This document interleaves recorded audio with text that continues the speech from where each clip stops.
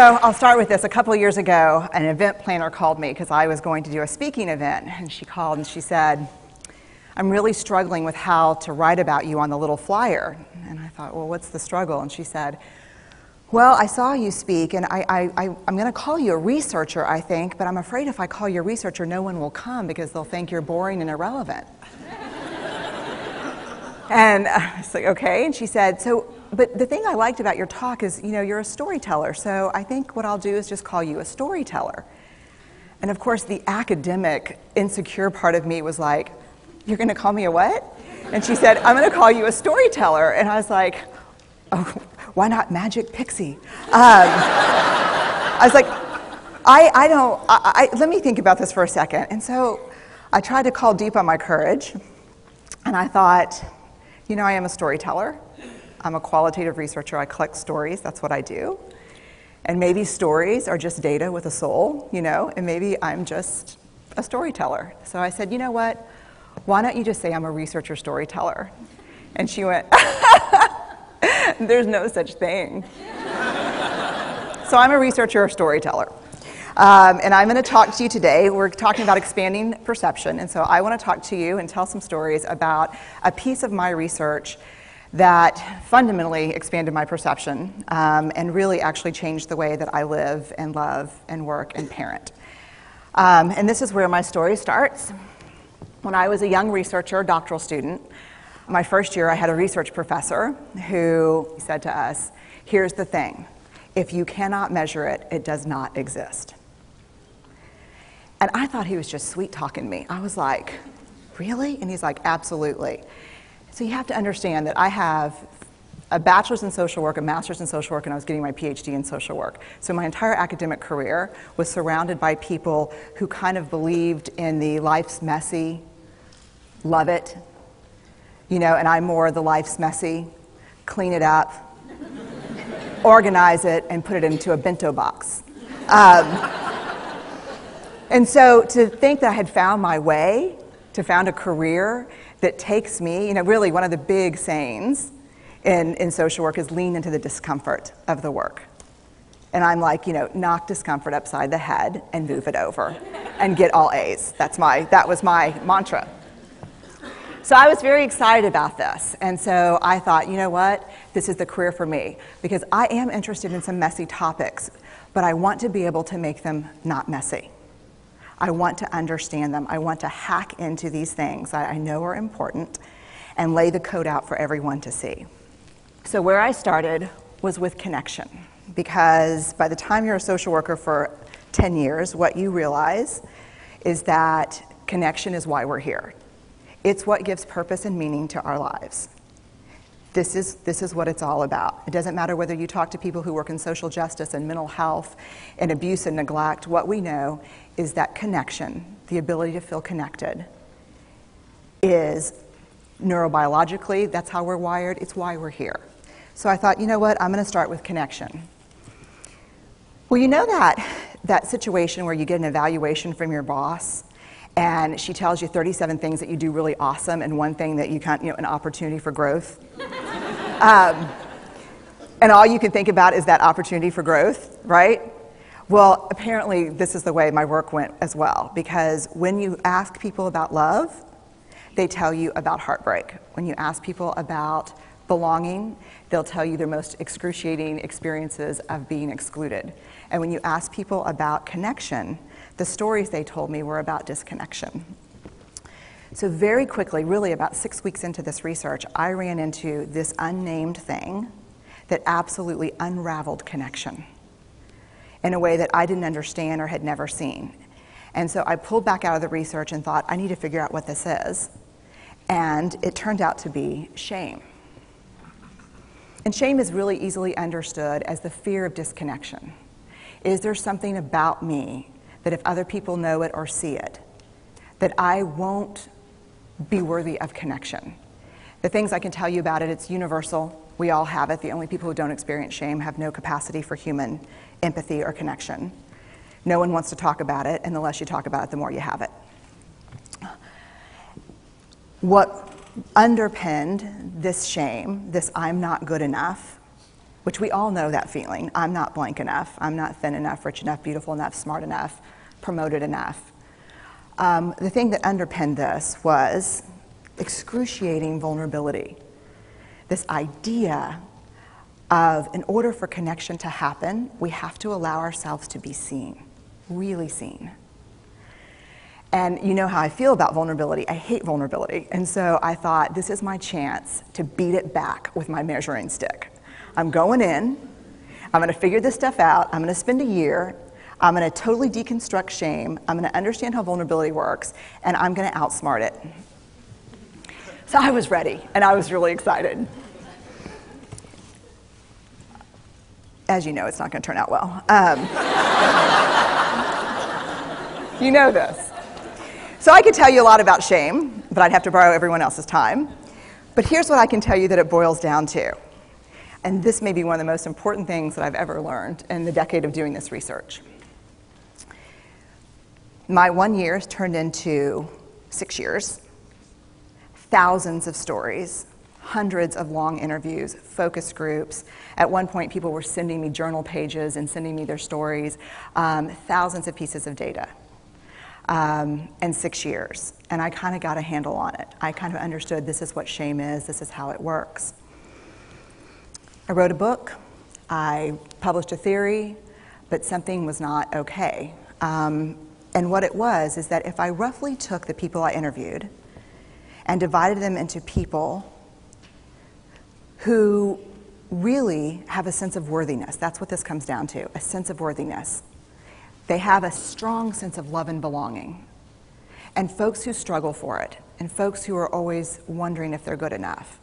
There was only one variable that separated the people who have a strong sense of love and belonging and the people who really struggle for it, and that was the people who have a strong sense of love and belonging believe they're worthy of love and belonging. That's it. They believe they're worthy. And to me, the hard part of the one thing that keeps us out of connection is our fear that we're not worthy of connection, was something that personally and professionally I felt like I needed to understand better. So what I did is I took all of the interviews where I saw worthiness, where I saw people living that way, and just looked at those. What do these people have in common? And I have a slight office supply addiction, but that's another talk. So I had a manila notebook, a manila folder, and I had a Sharpie, and I was like, what am I going to call this research? And the first words that came to my mind were wholehearted. These are kind of wholehearted people living from this deep sense of worthiness. So I wrote at the top of the manila folder, and I started looking at the data. In fact, I did it first in this in a 4-day, very intensive data analysis where I went back, pulled these interviews, pulled the stories, pulled the incidents. What's the theme? What's the pattern?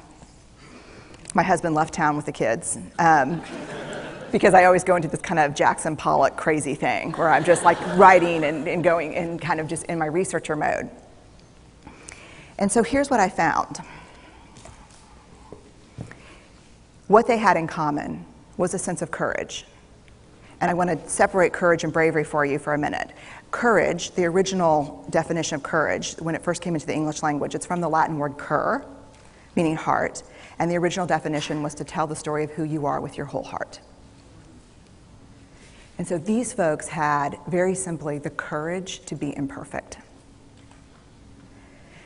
They had the compassion to be kind to themselves first and then to others, because as it turns out, we can't practice compassion with other people if we can't treat ourselves kindly.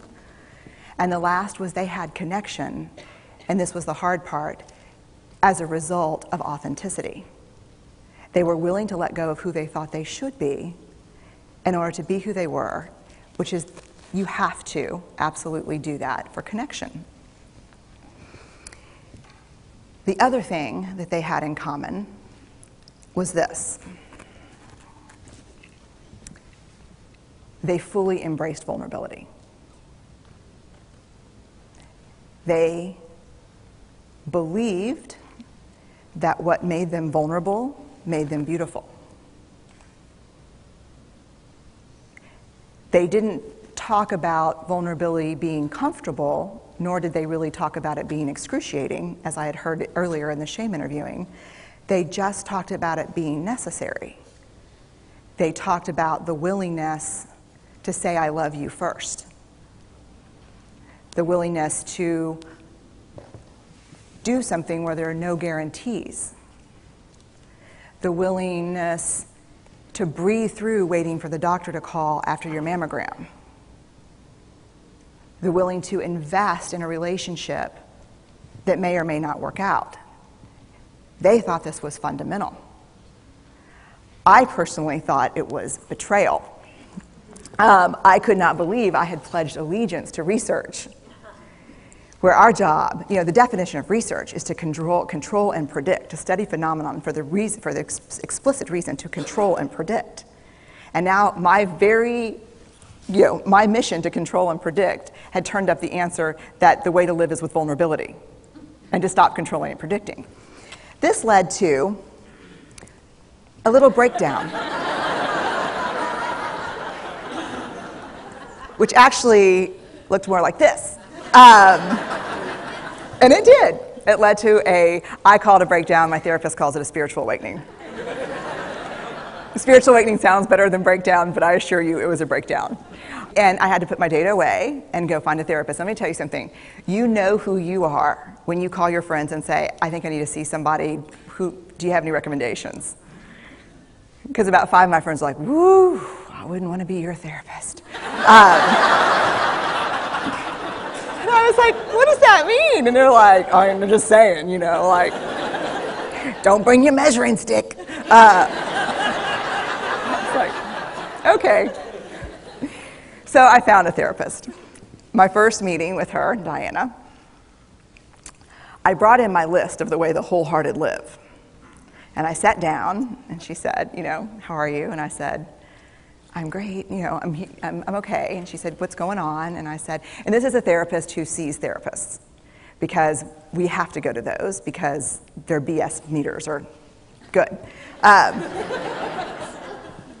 so I said, here's the thing, I'm struggling. And she said, what's the struggle? And I said, well, I have a vulnerability issue, and I know that vulnerability is kind of the core of shame and fear and our struggle for worthiness, but it appears that it's also the birthplace of joy, of creativity, of belonging, of love, and I think I have a problem, and I need some help. And I said, but here's the thing, no family stuff, no childhood shit, I just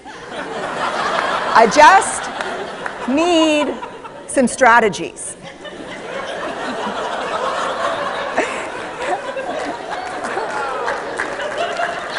Thank you. So she goes like this. And then I said, it's bad, right? And she said, it's neither good nor bad. It just is what it is. And I said, oh my God, this is gonna suck. And it did, and it didn't. And it took about a year.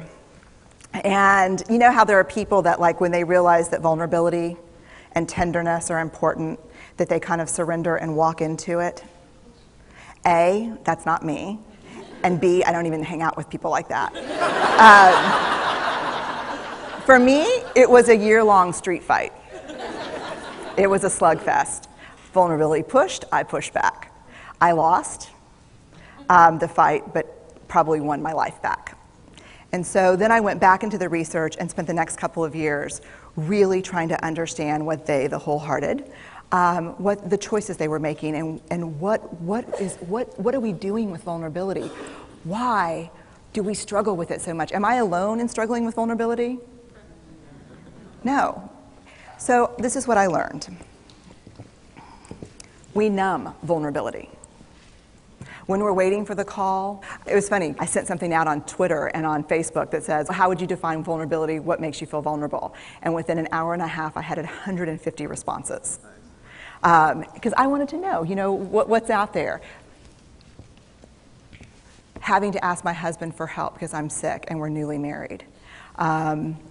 initiating sex with my husband, initiating sex with my wife, being turned down, asking someone out, waiting for the doctor to call back, getting laid off, laying off people. This is the world we live in. We live in a vulnerable world.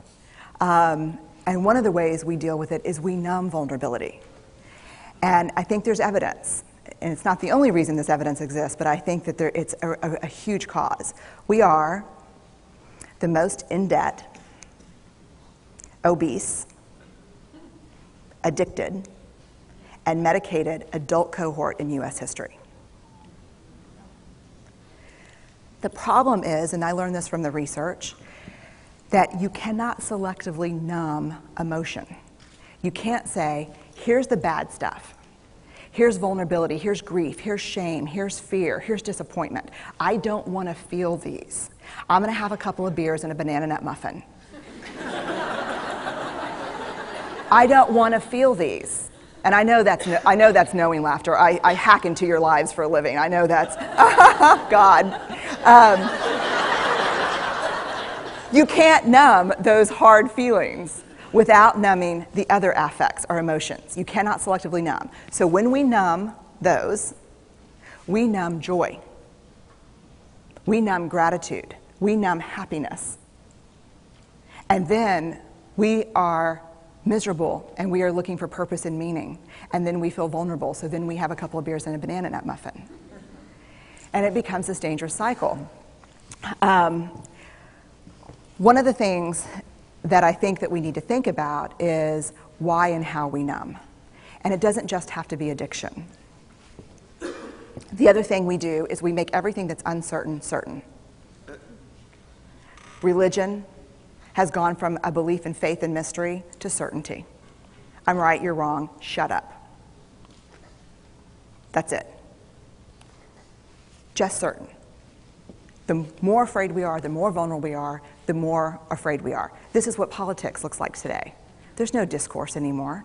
There's no conversation. There's just blame. You know how blame is described in the research?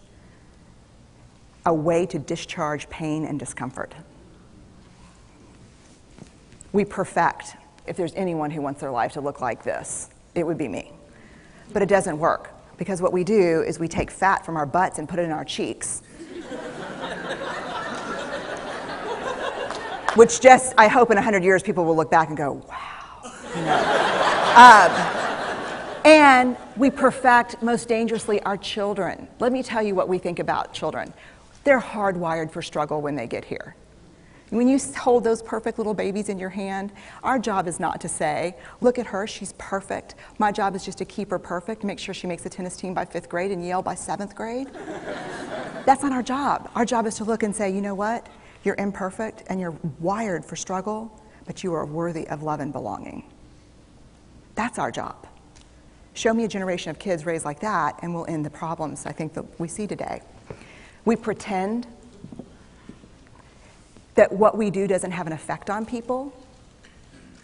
We do that in our personal lives. We do that corporate, whether it's a bailout, an oil spill, a recall. We pretend like what we're doing doesn't have a huge impact on other people. I would say to companies, this is not our first rodeo, people. We just need you to be authentic and real and say, we're sorry, we'll fix it. But there's another way, and I'll leave you with this. This is what I have found. To let ourselves be seen, deeply seen, vulnerably seen. To love with our whole hearts, even though there's no guarantee. And that's really hard, and I can tell you as a parent, that's excruciatingly difficult. To practice gratitude and joy in those moments of kind of terror when we're wondering, can I love you this much? Can I believe in this passionately? Can I be this fierce about this? Just to be able to stop and instead of catastrophizing what might happen, to say, I'm just so grateful. Because to feel this vulnerable means I'm alive. And the last, which I think is probably the most important, is to believe that we're enough. Because when we work from a place, I believe, that says, I'm enough, then we stop screaming and start listening. we're kinder and gentler to the people around us, and we're kinder and gentler to ourselves. That's all I have.